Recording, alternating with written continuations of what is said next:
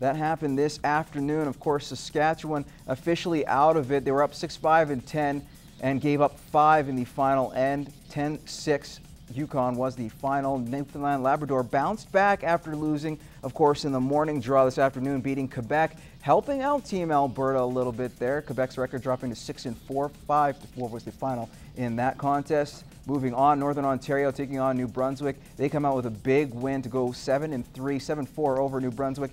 And Nova Scotia and PEI going to extras in this one to earn their second win of the Brier. So I'm now with Ryan Dice, the second for Scott Manners, a team that participated in the Brier last year in Saskatoon. And of course, you had to deal with the pressure of being the host team. Now, Kevin Martin seemed to kind of build on that a little bit. It's a slow start for him. Fantastic the way he's played, 95% through the draws he had this morning. But is it too late for the old Bear and a chance for a playoff spot? Well, yeah, like he started off at 1-4, and in almost any type of Brier, you're almost doomed right there. He has rattled off a bunch of wins in a row, rattled off 5 in a row, 6-4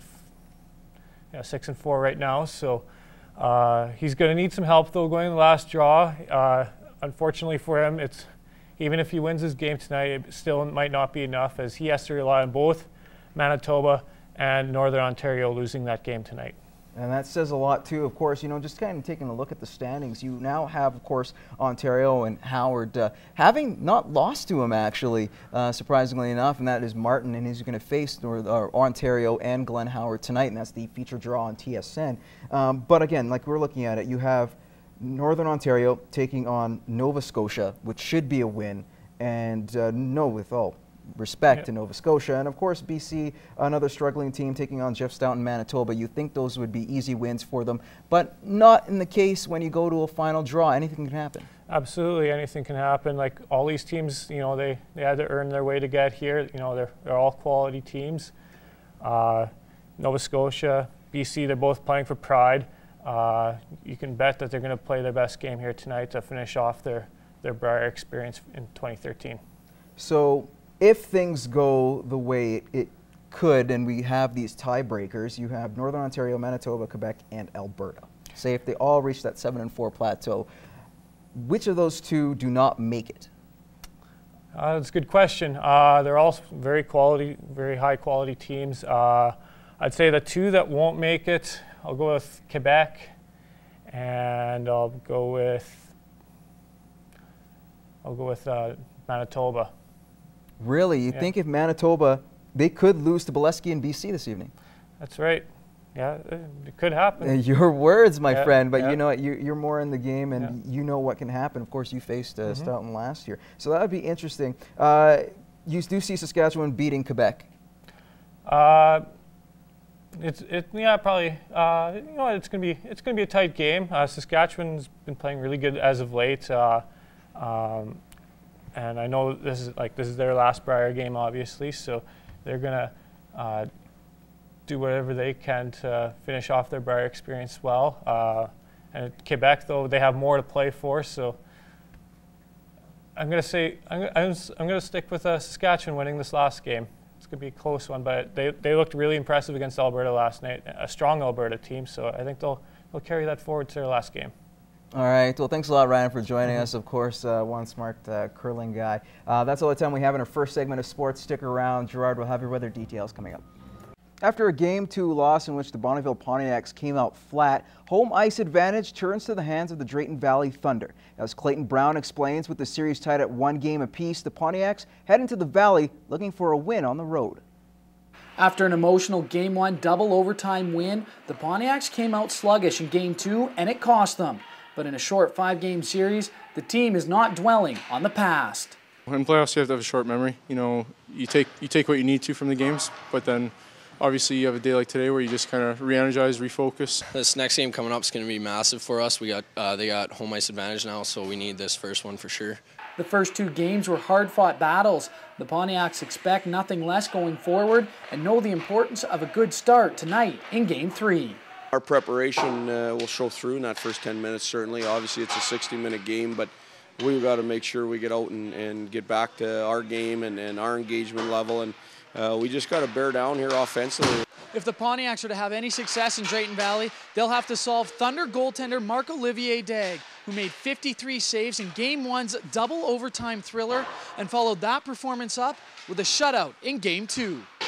We got to continue to work for our chances. They make us work for our chances, and so we got to continue to work for them, and we just got to bear down. A lot of it's a mindset, and I think in the second game, I don't think our mindset was as good as it was in the first game. You need to get pucks and bodies to net. Obviously, we're getting the shots, but we're not getting the traffic in front of him. He's not going to save what he can't see.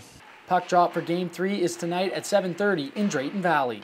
In Bonnyville, Clayton Brown, Newcap Sports. Thanks a lot, Clayton. Moving on, back at home, the Universal Heat will try to keep their playoff hopes alive. It's been an ugly 2 games for the Heat. After allowing just a total of 11 goals in the first 2 rounds, the Heat have allowed 13 in the first 2 games in the North Final. Puck drop for tonight's contest is at 7 o'clock at the Civic.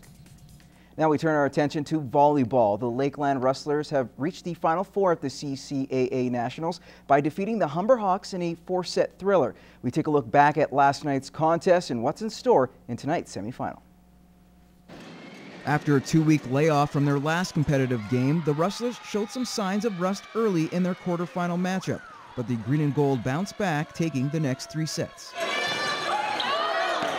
We have a veteran team, and we've done this throughout the season. We've been at a loss, and then we've came back, so we're used to this. Throughout the whole season, we've kind of struggled in our first set, but I guess a lot of nerves for the crowd. Huge crowd here tonight, and so loud, and by the second set, all our nerves have calmed down. Nullifying Hawks standout Kelly Nyhoff played a huge role, thanks in part to Peggy Sommerfeld. The 5th-year dominated the front line with 5 critical blocks, none bigger than in the 3rd set when the teams were deadlocked at 26. I just wanted to focus on keeping my eyes down and watching their players and seeing everything that was going on the court before the ball was even set, and just everything was awesome. It was a huge play in that 3rd set for sure, and it definitely allowed us to win. But all the little things that she does as a player, that's what gets us to that next level. And to reach new heights, the Rustlers must beat the Lynx from Edouard Montpetit, led by Marie-Alex Boulanger. She was dominant in the quarterfinals with 20 kills, but the Rustlers aren't too worried about the 3-time All-Canadian. We'll try to find some tendencies, and hopefully we can slow her down. If not, hopefully we'll be able to slow everybody else down. We got to focus on our side a lot too, probably mainly our side, to keep ourselves in system and focused, and because when we're passing the ball, I don't feel like any team here can really stop us. We have a whole lot more to bring that we didn't show today, so they better look out too. Game time for the semifinal is at 8 o'clock, following the first semi as the Alliance des Garneaux take on Fraser Valley. Despite losing in the opening draws, the Humber Hawks and the Columbia Bearcats are still in medal contention in the bronze quarterfinal action. Humber takes the first set in a wild 28-26 finish. The Hawks would dominate the second set 25-17, but the Cats claw their way back in the 3rd and 4th by the same 25-22 score. The Hawks, though, were too much in the 5th set, 15-4, and they take it in a 3-2 win. In other bronze medal quarterfinal action, Nate would defeat Mount St. Vincent University in straight sets 25-17, 25-23, and 25-15.